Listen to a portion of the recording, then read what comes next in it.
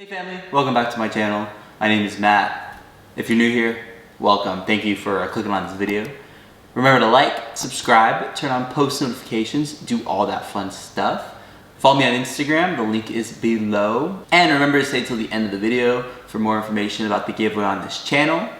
That's always fun. Let's get into it. Alright guys, so we're back with another reaction video. This is from Business Insider. This is the second one I've done on them. I found a couple very interesting videos on their channel and I kind of want to review them. So it's kind of interesting. So this one's called Sneaky Ways All-Inclusive Resorts Get You to Spend Money. And this one actually caught my attention because I really love to travel. I've been to 26 states. I've never been out of the country before, but my goal is to get out of the country soon.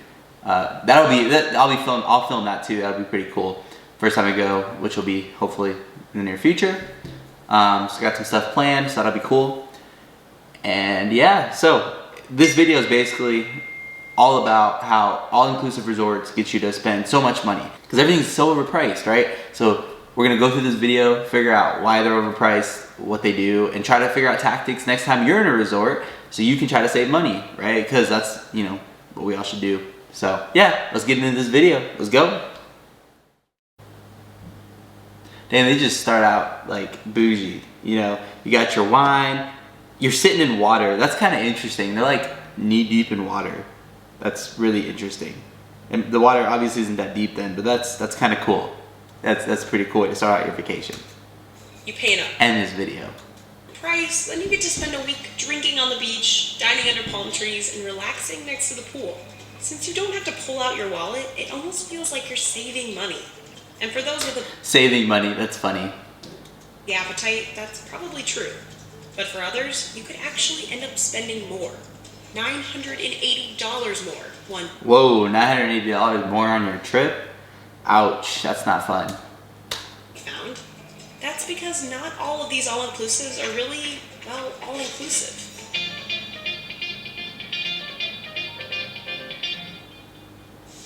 Demand for all-inclusive resorts rose to 14% in 2014, from 8% in 2011. And today? 2014, 14%. I mean, that's pretty good. That's more than 10%, you know?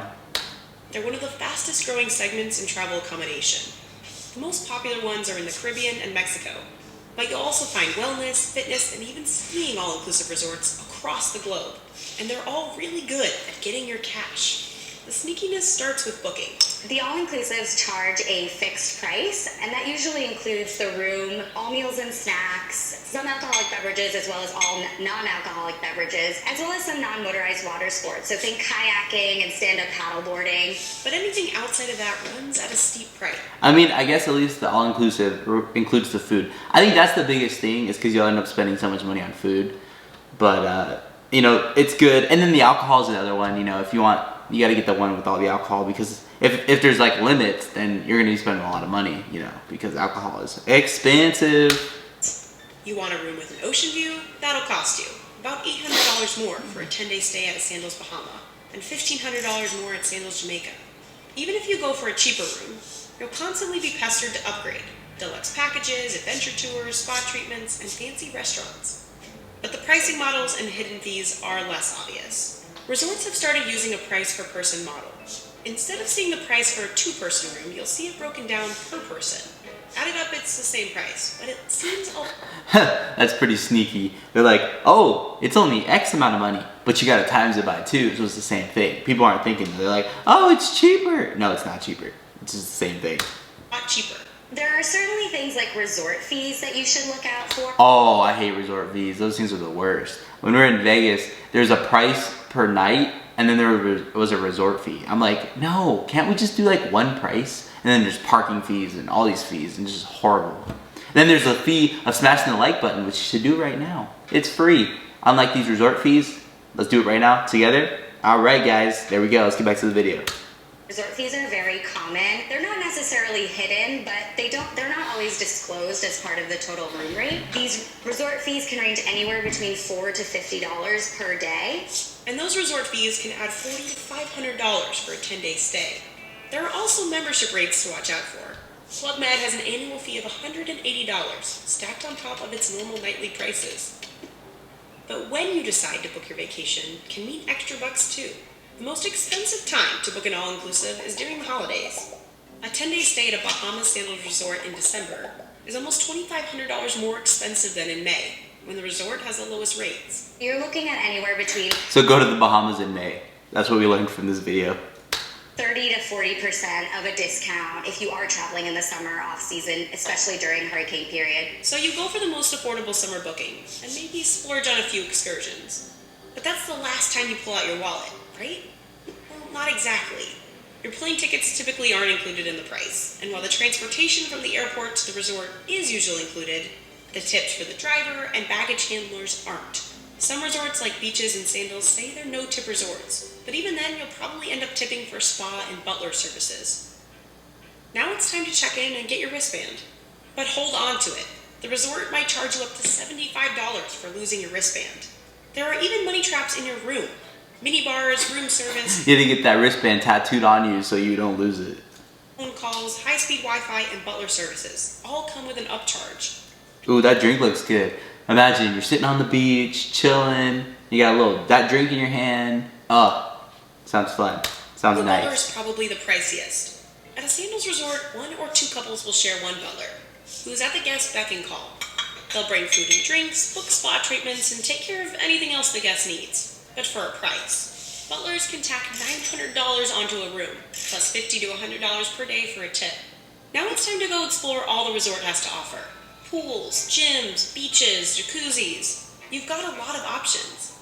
All-inclusives offer more amenities than you'll actually use, and they bank on that. Are you really going to get up for sunrise yoga or eat 9 meals a day?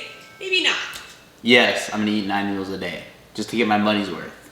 Take some home, bring some on the plane, Any whatever. missed workout class or uneaten meal is money back in the resort's pocket. Now, we've probably all heard the all-inclusive rumors, watered-down drinks and low-end food. And sometimes that's true, but actually resorts are getting better about this, offering premium wines and stronger drinks if you just ask, and pay up. They're even opening up Michelin restaurants with nicer meals and maybe an extra fee. Once you're on the property itself, that's the biggest time that you're more likely to have these upcharges and additional fees for restricted restaurants. It's upselling because they get you there and they're like, ah, gotcha. Ah, gotcha.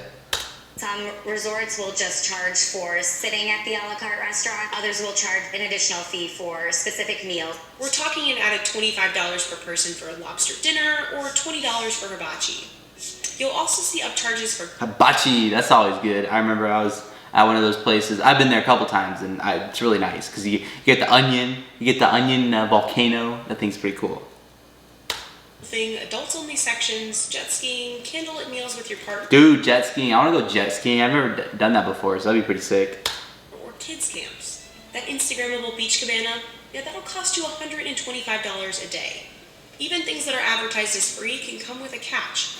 Sandals promotes free scuba diving, but it's only free if you have a diving certification. Otherwise, it'll cost you $100 for the certification course. And try not to forget anything at home. There are stores on site at certain resorts, and they will certainly charge a pretty hefty fee for things like sunscreen. If you're wanting to venture out of the resort, that'll hurt your wallet too. According to a 2015 study by Tourism Concern, about 2/3 of all-inclusive vacationers go on some sort of excursion, which can add up fast. Heck yeah, excursions are where it's at. At Beaches, Jamaica, a city tour will cost $135 per adult, while a day of deep-sea fishing can cost $225 per person. So what does this all actually mean for your wallet? According That you're gonna spend a lot of money. That's what it means. to a 2018 And that you're gonna smash the like button. That's what it also means.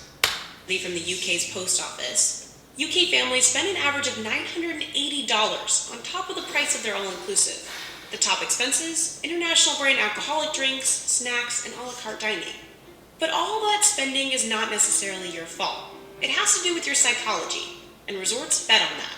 Because you're paying your price up front, likely several months in advance for an all-inclusive, by the time you arrive at the property, your travel budget is out of sight and out of mind. So when you're on the property, you might be a little tempted to splurge on an ancillary purchase So with all these budget inflating tricks, is an all-inclusive worth it for anyone? It really drills down to vacation style. All-inclusives are a great option for families, in particular with kids. If you're the type of traveler who just wants to relax at the resort, you're okay with dining at the same restaurants and not going off the property to explore, then an all-inclusive is a great option. For everyone else, protecting your wallet might mean weighing other options.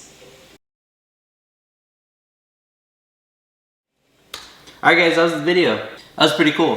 So that's the way the resorts get to spend more money. You know, there'll be hidden fees, there'll be extra alcohol fees if you want to do extra activities.